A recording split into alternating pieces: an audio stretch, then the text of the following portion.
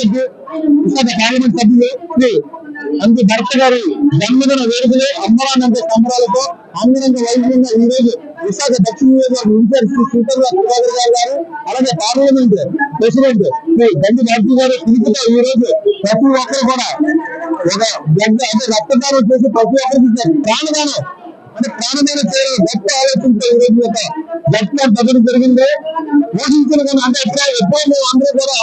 అన్నదానాలు చూసాం, మెగా అన్నదానాలు కానివ్వండి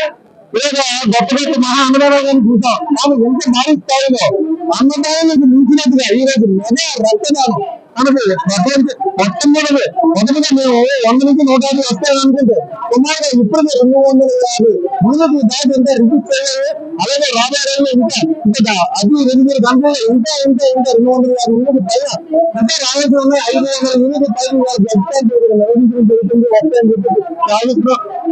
ఆయనకి ఏదైతే స్టేట్ లో హైయెస్ట్ రిజల్ట్ 5,05,000 మెజార్టీ రావడం జరిగిందో అలాగే ఇక్కడ యూనిట్లు కూడా 500 యూనిట్లు దాటి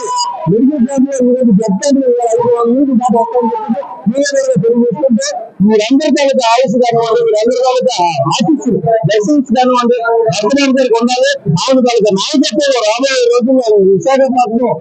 తాలూకా ప్రతిభ కీర్తిని కేంద్ర స్థాయిలో తీసుకెళ్లి కేంద్రం నుంచి రావాల్సిన మనకి విశాఖపట్నం అప్పులు కానివ్వండి, విశాఖపట్నం అభివృద్ధి కానివ్వండి, అది రైల్వే కానివ్వండి, అలాగే సపరేట్ గా బడ్జెట్ లో మనకు నిధులు కేటాయింపు కానివ్వండి ప్రతిదీ వరదనాయుడు గారి నాయకత్వంలో అలాగే చంద్రబాబు నాయుడు నాయకత్వంలో విశాఖపట్నానికి ఎదుగుదల పెట్టుకోవాలని మనస్ఫూర్తిగా కోరుకుంటూ